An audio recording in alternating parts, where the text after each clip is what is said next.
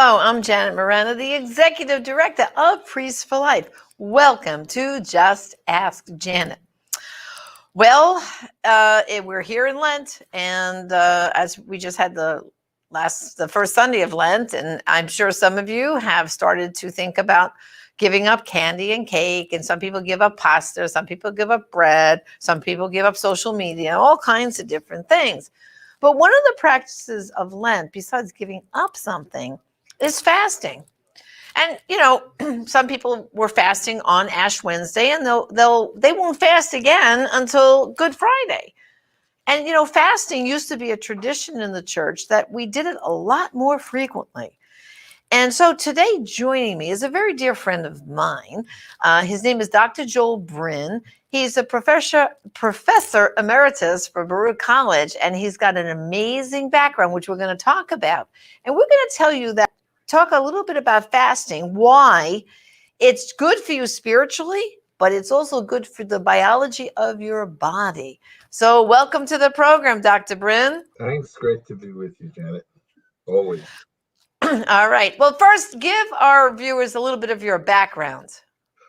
Well, I got my bachelor's degree from Yale way back in 1971, and I got my PhD from NYU in 1981 in basic medical science, in biochemistry, physiology, and immunology. And for most of my 34 years that I was teaching at Baruch College at the City University of New York, I was teaching human biology and endocrinology, which is all about hormones.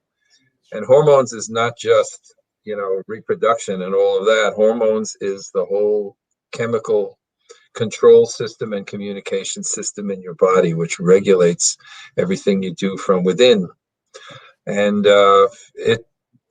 if you study that, you know a lot about fasting right away. And you realize that it's something that the body is absolutely made for. And, So tell us, you just said fasting is something the body is made for. Tell us why, because most people, when you say fasting, okay, I hear the complaints all the time.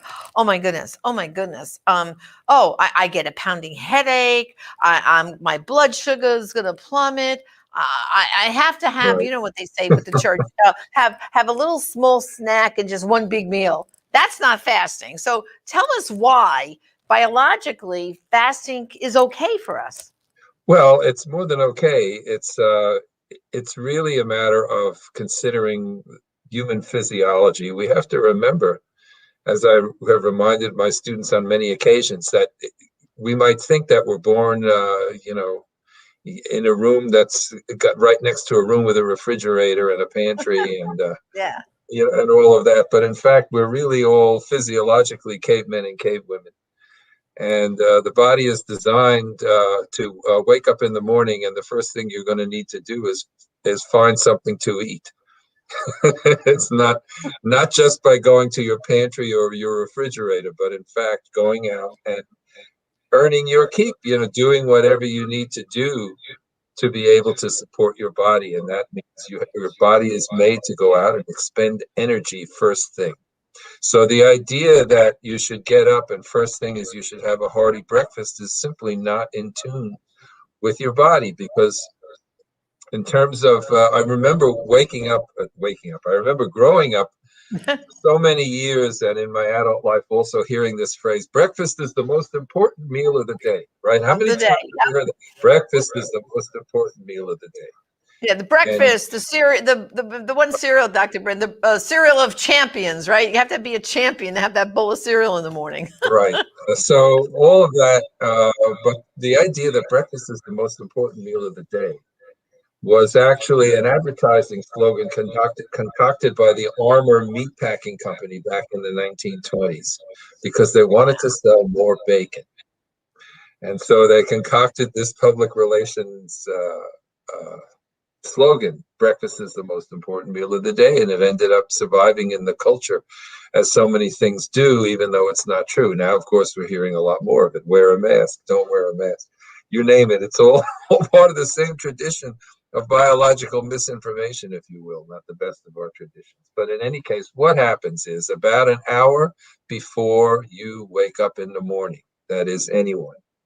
Your brain tells your pituitary gland, tells your adrenal gland to tell your liver to make you breakfast.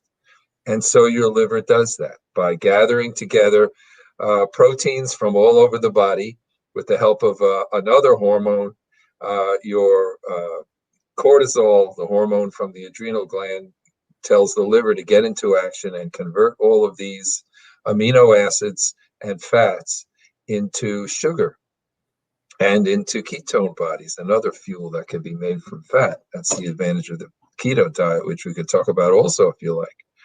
And that is what raises your blood sugar in the morning and gets you ready for the day. So how many times have we heard about the story of someone, some middle-aged suburban man gets up, has a nice hearty breakfast up there in after a nightfall of snow, has that nice bacon and eggs and coffee and goes outside, starts shoveling the snow and drops dead of a heart attack. Right. Because he's telling his heart now to pump blood through all that mileage of muscles right after he's told it to send all the blood to his digestive system to try and digest and absorb all the food he's just eaten. So your body is made to do that. It's made to start the day with this activity that is fueled by the blood sugar that your body has made for you. And it happens, as I said, about an hour before you get up. So for most people, that daily peak in what's called adrenal activity, cortisol activity, happens at about 6 or 7 in the morning, about an hour before you wake up. If you go on the night shift, it takes a couple of weeks, but then your body shifts over to the nighttime, about an hour before you get up, whenever you habitually get up. This is what happens. So in fact, your body is made to do a fast from about roughly 8 p.m., let's say, whenever you're finished eating, till about noon the next day. You have yourself a 14-hour fast every day. So now, of course, it's a big fad. Oh, intermittent fasting, like it's a brand new discovery. That's what I'm doing. But That's what this I'm is doing, exactly, yes, this is exactly right. And I do it too. But it took me how many years of even teaching endocrinology before I even realized it, because we get into these habitual manners, these Right. habitual ways of thinking, even in a very specialized context, and we don't realize, how come I, didn't think of that? And that's a lot of what science Right. is really just noticing things that other people overlook. I kind of made a Okay. career of that, so. Okay, so now your body, I mean, I have a few more questions, but I've been doing the intermittent fasting for, oh my gosh, over 6 months now. And I have to say, I was surprised that I feel more energetic. I'm not starving by the time I get to 12 o'clock. In fact, most days I don't eat lunch till 1. And sometimes on a Saturday, if I'm very busy kind of doing gardening and doing stuff around the house, sometimes I won't look to eat till about 2:30 or 3 o'clock in the afternoon from the night before. And I do what you Right. say. I try to stop eating by 8 p.m. Once in a while, if I have company over and it goes into 9, then I say, that's it. And I never, ever thought I could do it. But I guess the question I get, and we're not doctors, first of all, so we're not claiming to give medical advice here, first of all and foremost, but I'm just kind to show people that why aren't we during Lent trying to push the envelope a little bit more and incorporate fasting into our Lenten practice right now? Because, technically, Dr. Bryn, when you get to like Good Friday, we're really supposed to fast all day long. And in fact, years ago in the Catholic Church, there used to be a tradition, and you probably would like to hear this one, that from Holy Thursday night, after you have that beautiful mass and go to visit some churches who have adoration, you're supposed to fast from the Holy Thursday night until after the Easter Vigil on Saturday evening. So that means from Thursday night, say at about 10 p.m., until probably close to 10 p.m. on Saturday night, you don't eat at all. You just drink some liquid like, water or something like that. What do you think about that? Well, our Lord Jesus Christ was pretty big on prayer and fasting. That was all Yeah, part of the Jewish tradition, of course. right. In fact, remember there was, I forget where, he talks about about driving out demons in some particularly badly possessed individual, and they came to his disciples, and the family of this man who was possessed, and said, "We can't drive this demon out." Why, And first he said, "Well, your faith is not strong enough," and then he says, "But it is true that this kind of demon takes a lot of prayer and fasting."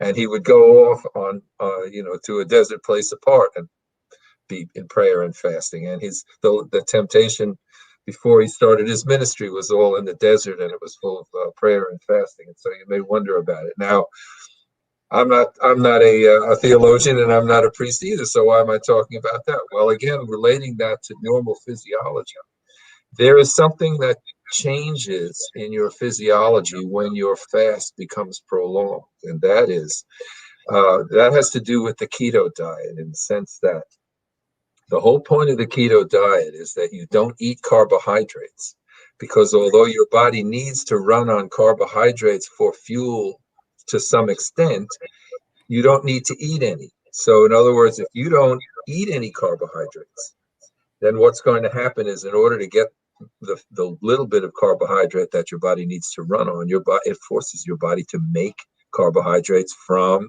protein and fat. And it can't make much in the way of carbohydrates from fat. So what is all this keto and fat burning stuff? Well, that's because from fat, it makes another fuel called ketone bodies. Ketone bodies is a water-soluble product of fat, which your body can run on, but not every organ can run on it completely. Your muscles can run on ketone bodies to some extent. Most organs can, your heart can, for example. But what's interesting is that your brain can also run on ketone bodies to a large extent, but it takes probably a day or more before it really shifts over into burning ketone bodies as fuel. And it's a different kind of fuel, and it takes more oxygen to burn it, and it changes, in other words, the physiology of your brain. It shuts off the activities of the digestive system completely, so that literally the chemical energy of the body is focused on areas like the brain, and it runs on a different fuel, kind of a cleaner burning fuel. Wow. And so it changes the physiology. Now, what that actually has to do with prayer and driving out demons and all of that, that would be pure speculation on my part. But to the extent that the physiology supports, of course, everything we do, spiritually and otherwise, there is a big change. And it's beneficial to do that periodically. So all we can say is that what we do know about the physiology and the endocrinology is it very much supports intermittent fasting basically every day for 14 hours or more, and also periodic fasts of some days in length. Not necessarily 40, but it's good for you. Fasting's good for you. Well, and what I've been doing, just, I do the intermittent fasting, basically that's 7 days a week. I do that. And then what I've started to do just recently for the past 2 months is from Sunday night at 8 p.m. until Tuesday at 1, I fast. So that's like a day and a half fast, like what you're describing. And I have to tell you, I'm feeling amazing, much better. I really started to move into more of I do keto light diet. I don't do a hardcore keto, but I started doing this during the pandemic last spring. And since last spring, I don't know, well, you haven't seen me in a while, but I've lost over 20 pounds so far. And it comes off slow, but it's steady. It's like slow and steady. But I'm feeling more energetic than ever before, clear thinking.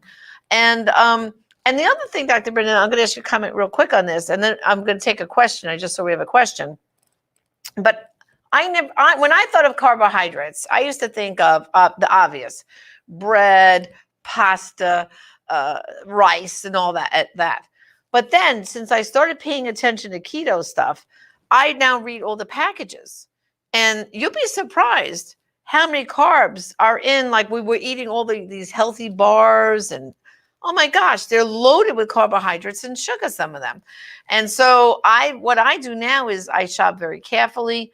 I eat very clean, green, and healthy. And they always say if it grows above the ground, it's thumbs up. And if it's below the ground, it tends to have more carbs, like potatoes and things, you know. But then what I do is on the weekend, I have like pick Saturday or Sunday to be what they call your feast day, where you can kind of have maybe that bowl of pasta once in a while and stuff like that, so you don't go crazy, or a slice of pizza. But then I get right back on my program and go into that day and a half of fast, Monday into Tuesday. So I guess what I'm trying to do here, Dr. Min, is to encourage our viewers to say, you know, we're in Lent right now. This would be the perfect time to really seriously try to fast and pray. Because like you pointed out, I mean, Jesus, before he started his public ministry, he went to the desert for 40 days of prayer and fasting. So if Jesus could do 40, can not we push ourselves a little bit more? And I wanted to have you on a comment about this to show that, you know, it's perfectly healthy for our bodies to do this, is basically what you're telling everybody, right? Yes, and this is, you know, we listen to the wise, listen to our Lord, and you know, He's not going to Right. give you any advice that's not good for your body, right? So, But this, so what modern science does is it gives us the, you know, the chemical processes that are going on that corroborates this knowledge on the level of right. physiology that modern day All right. understand. Well, we have two quick questions right now. Tina, she's writing, I'm diabetic, can't really fast. Is it okay to simply give up certain things? So what would you say for diet? And now again, this is not medical advice. You got to check with your doctor. But Right. biologically, what would you say about a diabetic? Well, biologically, my research experience led me eventually to diabetes, which I was heading toward myself. But then one of the things that I discovered had to do with inflammation. Diabetes is now known to be one of those many conditions which is actually due to chronic inflammation. And what we actually now know about that is that really has to do with a chronic deficiency in uh, in actually a single amino acid called glycine. So that's actually what led me to formulate the product Sweetamine that I see there on your table, And I'm which is about to mainly a get, glycine supplement. well, I'm going to get to that just right now, Dr. Bryn. And this is something you developed, Sweetamine. And I've actually, you know, I've tried it off and on, but I really got serious about Sweetamine back in the fall. And I ordered a supply of it. And I've been taking one little thing of it. I'll get it out to show everybody here. One little package of it. Here we go, Sweetamine. And what I do in the morning, I squeeze a whole lemon, put it in a coffee mug, to go mug. I put my little Sweetamine in and add water of lemon and Sweetamine, and to kind of get my system going in the morning. And I was suffering terribly with, I guess, my hands here because of all the work I do on the computer, and my back was bothering, and my left knee that I had operated on almost 15 years ago for a torn meniscus was driving like really sore. And I started to get almost like where I felt limping a little bit. Since I've been using the Sweetamine, I have to tell you, Dr. Bryn, I have been feeling so much better. But tell everybody a little bit about Sweetamine. Right. Sweetamine it's basically a supplement of the amino acid glycine. Now you may think we're far afield from diabetes, but we're not really. And here's the connection. The connection between diabetes and glycine has to do with the process of inflammation, as I said. If you pay attention to medical news, you know, even lay publications, for example, now there is generally widespread agreement that everything from diabetes to cancer to arthritis to Alzheimer's disease and so many other things are really due to chronic inflammation, and they don't know why. And what I discovered simply was why. And that turns out that this particular amino acid is the main protector of the switch, which will throw your immune system into inflammation or not. And it tends to go into inflammation when you are glycine deficient, when it shouldn't. So, for example, You sprain your ankle, right? So your ankle gets all stiff and swollen and painful and immobilized, lots of inflammation, and that's perfectly normal, right? No, not right. It does not happen to me, and it won't happen to you either. It will get injured, but it will just heal, because the process of inflammation is not normal. It's not natural in the case of injury. It's really only normal to happen during infection. So Wow. think of it this way: what inflammation is, it's a process whereby your immune system, certain cells of your immune system, which are called macrophages, and they live in every organ of your body as well as your blood.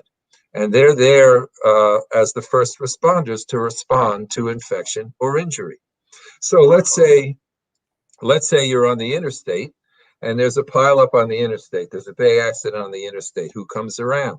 The state troopers come around, right?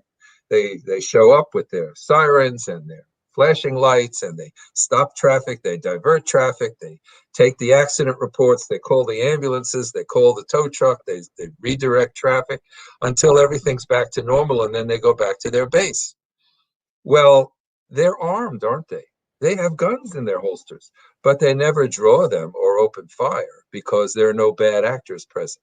So this is what your macrophages are. They are the first responders. When they cause inflammation, that's when they draw their guns and open fire. And all they do is damage. Why? Because you have an infection. And their job is to kill those infecting microbes before they kill you. But if there Wow. aren't any, then All what right. are So they now we doing? have, Shooting up the place. okay, we have two quick questions, and then I want you to tell them a special offer for our viewers for Sweet of Mine. But anyway, Esther says, I drink a lot of water and I only eat 2 meals a day. Do you think that's good fasting? Well, it's what I do. Yeah, that's what And I I would do. recommend it. So I don't have to Yes. recommend it to you. You already Yes, do. Esther. You're on target, Esther. And drinking a lot of water is also I great. found out that the hard way too. My son, who's a cardiologist, diagnosed me with very serious high blood pressure. He put me on a maximum dose of medication, and I said, "Wait a minute, what's going on? How could that be?" He put me on a diuretic so that I could lose water because my blood pressure was out of control. So that drove me to the library, on the computer to try and figure out what was going on. And I realized ultimately that I was just dehydrated. And the high blood pressure was my hormonal system responding to what it perceived as low blood volume. And Right, so, right. that caveman physiology is going to kick in and say, hey, we're out here in the desert. We don't have enough water. We better pump up the pressure here before this guy faints. Okay, now we have one more quick question, and then I want you to tell our viewers the offer you're going to have for them for Sweet of Mine. But Jerry writes, autoimmune disease of an unspecified nature, is it safe to take Sweet of Mine if you have an autoimmune disease? And there's a whole range of those, as you know. Yeah, it generally helps a lot. And the reason is this: Sweetamine is not and does not contain any drugs at all. I'm not a clinician. I'm not a physician. I give nutritional advice, not medical advice. But the trouble is that all of these symptoms that we face, all this inflammation, tends to be really deficiency symptoms. So the fact that Sweetamine works for your arthritis or whatever you're having, or diabetes, or whatever kind of inflammatory problems you're having, the fact that Sweetamine works means that you were deficient in glycine. And here's why we're all deficient in glycine: is that the proteins in animal products, for example, are not evenly distributed. We always talk about high quality protein. Oh yes, meat, fish, and poultry. That's high quality protein. Well, meat, fish, and poultry, when we talk about that, we usually mean the muscle meat. So unlike our forebears who cut the muscle off the bone and threw the bones in the soup, we throw them in the trash. So we Right. don't, that's where all the glycine is. And the glycine is needed to neutralize some of the excess amino acids that we get in the muscles. And so our nutrition is way out of balance, and all of these chronic inflammation-based diseases are way higher than they used to be when people didn't waste food and used to eat the bone broth that went along with the muscle meats that they consumed. That's right. That good old fashioned chicken soup that your grandma made Oh, was absolutely. And my grandma made it. It was the best. Better than okay. your So now, grandma's. and mine, Sweet of Mine. Okay, for our viewers, you have a special offer for them. Yes, we have what's called a 12-day challenge to give Sweetamine a try, and it's $14.95, usually plus shipping. But if you go on sweetamine.com and you order the 12-day challenge for $14.95 and you enter the discount code Janet. I'm sure everybody can spell Janet, Janet. It's not case sensitive. Just enter Janet and the shipping will mysteriously disappear and you pay just $14.95. And even at that, if you don't like it for any reason at all, you don't even have to return anything. Just tell us you want your money back. We'll give you your money back. So it's very easy, totally risk-free, and risk-free health-wise too. It's just food. It's not medicine of any kind.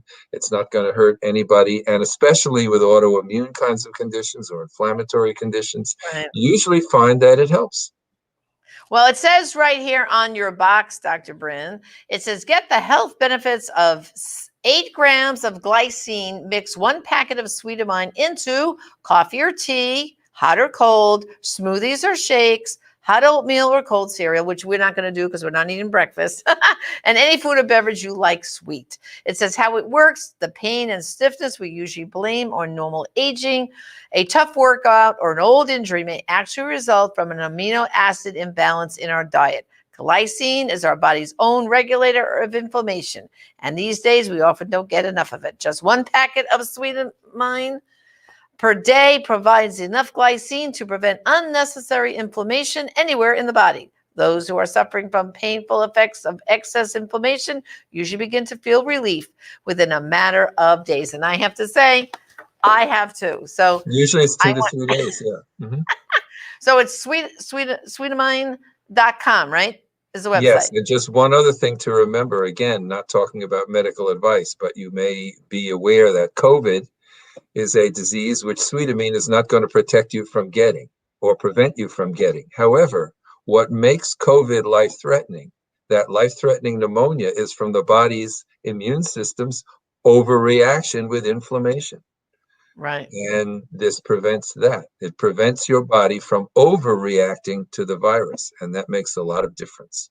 So it's very good. And also for recovery from COVID, where many people, they get over it, but they continue to be very weak. They have no energy.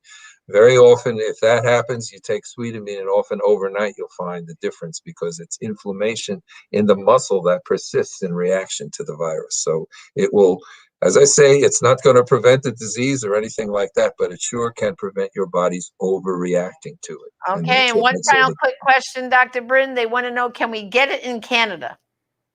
You can, and there's a surcharge because it's very expensive to ship things to Canada, but you can order it, and you'll see there's a surcharge that appears on the site. But you'll save that shipping. And if you have any question about anything with the product, you just email us the contact page or to the website contact at, or I forget, whatever it is. Just fill out the contact page, send us an email, and I will answer it.